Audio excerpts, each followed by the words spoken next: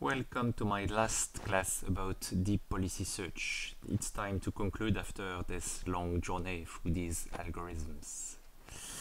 So as a reminder, what I presented to you in the introduction of this class about policy search was that there is the Sutton and Barkuto perspective about reinforcement learning that moves from discrete state, discrete action reinforcement learning to DQN and DDPG.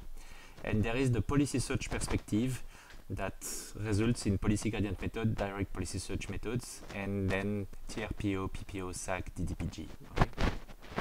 So we followed those two paths.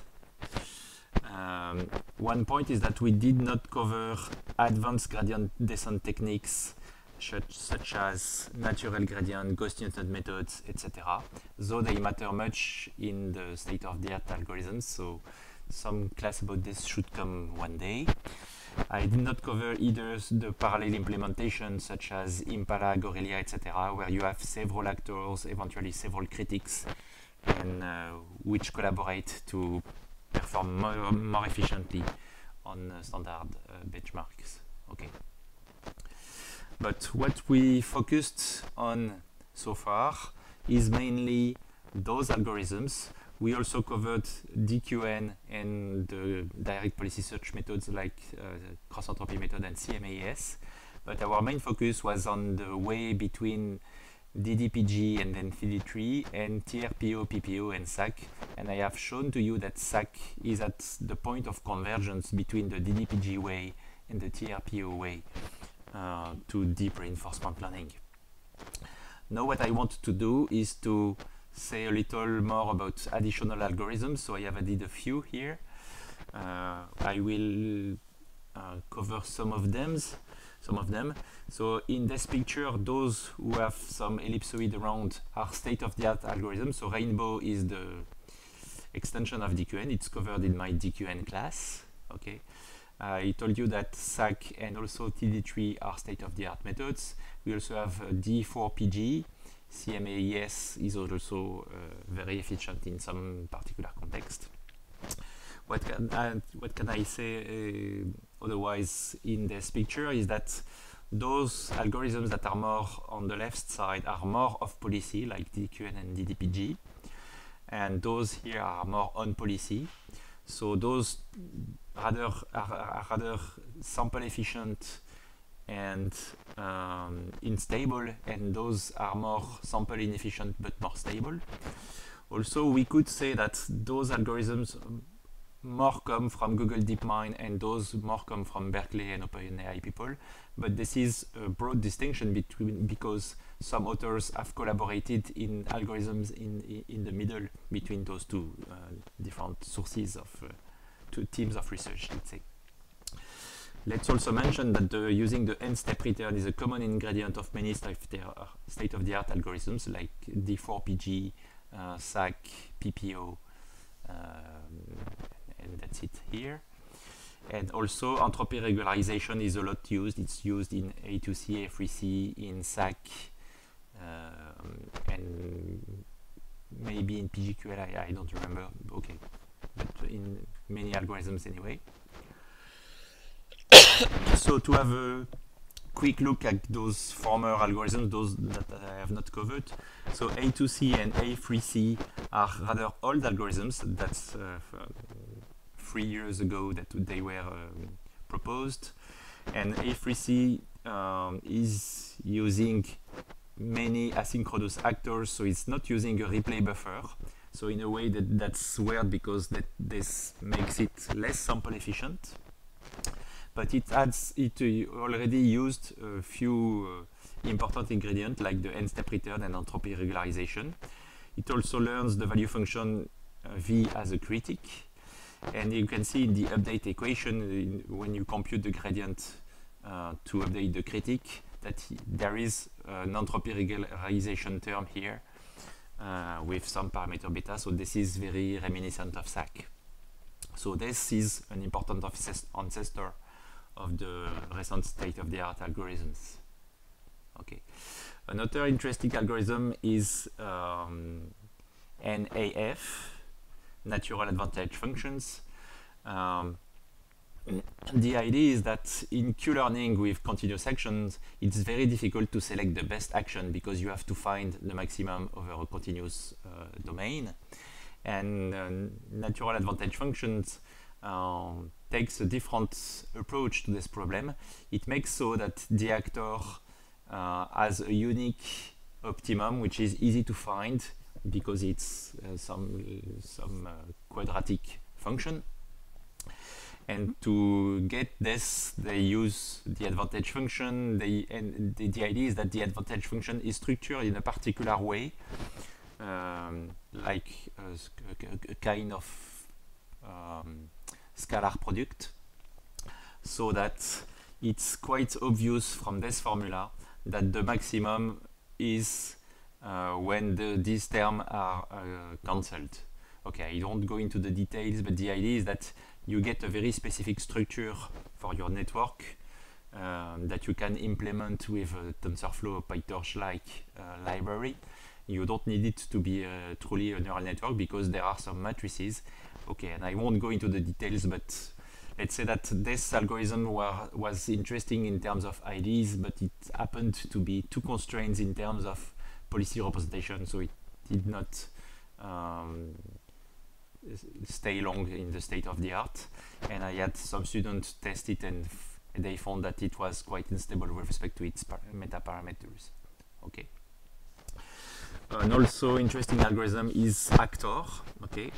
So Actor is similar to TRPO, but instead of using a natural gradient calculation with conjugate gradient approach, it's using connector factored approximation curvature, which is more a Gauss-Newton approach to computing the gradient as a second order technique. So the cost of gradient steps is higher than standard stochastic gradient descent, but anyways it outperforms the more standard approaches in several benchmarks.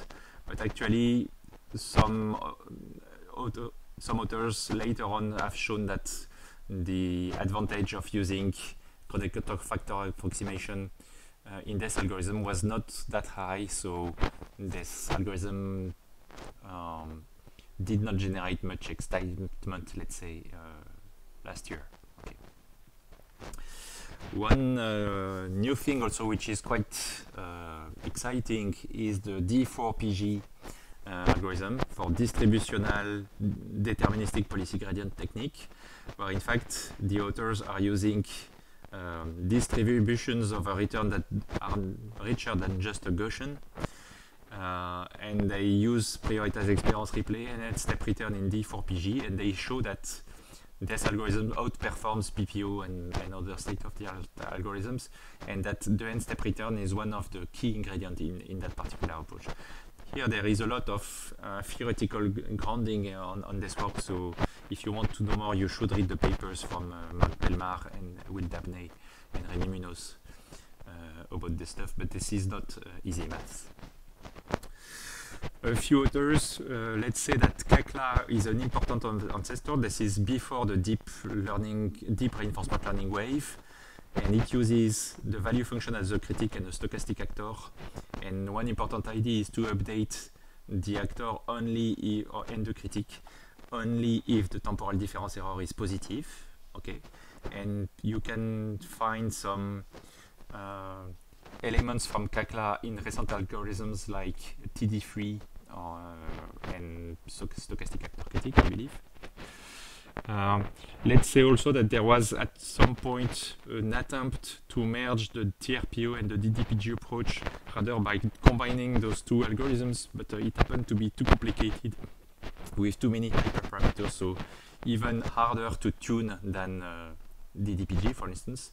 So these algorithms are still used, particularly ACER, but not much, let's say. And also this paper tries to combine a policy gradient view and a Q-learning view with discrete actions. And that's a rather theoretical paper, but it contains interesting perspectives to understand the general picture that I've presented to you. Okay. That's this paper. Another point that I want to stress is that there is a new tendency since 1 year about this to combine evolutionary methods and deep reinforcement learning, so direct policy search and policy gradient methods. Okay. In this paper, together with Alois Purcho, we have shown that this combination can outperform both evolutionary methods and DeepRL. And there are also these authors who provided previous algorithms with respect to that, and they have published more recent algorithms. There are about 10 new algorithms in this domain, so it's generating quite a lot of excitement because those combinations are very sample efficient and perform very well, in fact. But I won't show you more about these things. One thing that I have stressed throughout this class is the importance of the off-policy versus on-policy distinctions. And I've told you that on-policy is generally more stable but requires more samples, whereas off-policy is more sample efficient but more unstable. The idea now consists in trying to find the best of both worlds, and I believe that SAC is doing well under this perspective because it can use a replay buffer, so it's quite off policy, but it's also quite stable because it uses techniques from TRPO and PPO. Okay, and the n-step return is a key ingredient in the story because it allows you to deal with the bias variance trade-off by tuning just the value of n. Another word to say that in deep reinforcement learning research, stochastic policies are often preferred with respect to deterministic policies, and Peter Abil in his deep RL bootcamp videos gives a few ideas why this is so. Okay, and one important point is that stochastic policies are good for exploration. Just because they generate different actions in the same state, they will explore those different actions. Okay. And another point is that the likelihood of actions will change smoothly under a local gradient when you are using stochastic policies, okay? Whereas when you are using deterministic policy, a small change in the policy can result in a large change in action, and so it's harder to perform policy gradient updates with deterministic policies. And one point is that using natural gradient techniques, so constraining with the Kyle divergence, that prevents premature convergence because this enforces exploration with some parameters that you can tune. So the idea is that you prevent your algorithm to converge to a deterministic policy just by ignoring the low probability actions. And entropy regularization does even better than using natural gradient in terms of preventing exploration to vanish out. Okay. But there is still some idea that combining deterministic policies with dedicated exploration mechanisms such as novelty search or quality diversity algorithm might be preferred. So this is something that might become important in the next years. At some point I should design a class about those exploration techniques because this is something that is becoming important in the field at the moment. So to finish with this story, let's say also that at the moment the big companies, so mainly Google, DeepMind, but also OpenAI and one university which is Berkeley, are just ruling the game. Most of the papers in deep reinforcement learning come from these three sources. And one point is that there is more, since two of them are companies, there is a lot of focus on performance rather than understanding what's happening in these algorithms. And for a guy in a university like me, this is a pity because we want to understand what's happening. Okay, so there has also been some attempts to change the situation in papers like the one from Peter Anderson, which is entitled DeepRL That Matters. They explain that due to this search for performance, the different works are often hard to compare. They are sensitive to hyperparameters, or they are unstable, and you can get different results just by running the same algorithm in the same environment many times. Okay, and these empirical comparisons are based mostly on a few environments like OpenAI, Gym, benchmarks, Mujoku benchmarks, DeepMind control suite, etc. So the ecosystem is rather limited in terms of what matters for people in the field to get a paper accepted. You just have to use this benchmark and show that you are better than the rest, which is probably not a very good situation in terms of having the field progress towards more robust deep reinforcement learning method. There is also what has been called by mainly Joël Pineau the reproducibility crisis, the fact that if you reuse this algorithm, you get different results, and the comparisons are not always very fair between the different algorithms. So Joël Pineau and colleagues design what they call the reproducibility challenge, where in fact students are invited to take the ICLR very recent papers and try to reproduce them quickly, so as to say to the authors, okay, we tried to reproduce what you did, but you did not specify such or such information, or we failed to reproduce what you are doing, so are you using enough seeds to make sure that the result that you provide is correct, etc., etc. Also, there is a lack in the literature of controlled experiments. By controlled experiments, I mean that most people are using complicated benchmark and just looking at the performance in this benchmark. But if you want to understand your algorithm in more details, you should design specific, simple environments where you can just make sure that this property of your algorithm plays an important role or not. And having more controlled experiments will definitely help understand better what's happening in these algorithms in more details.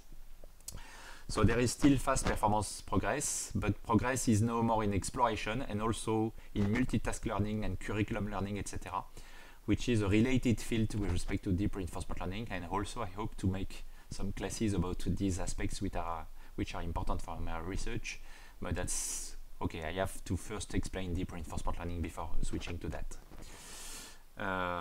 And I believe that's it. So if you have any questions or comments about these classes, I would be delighted to get an email from you, so don't hesitate to send me feedback. Thank you and goodbye.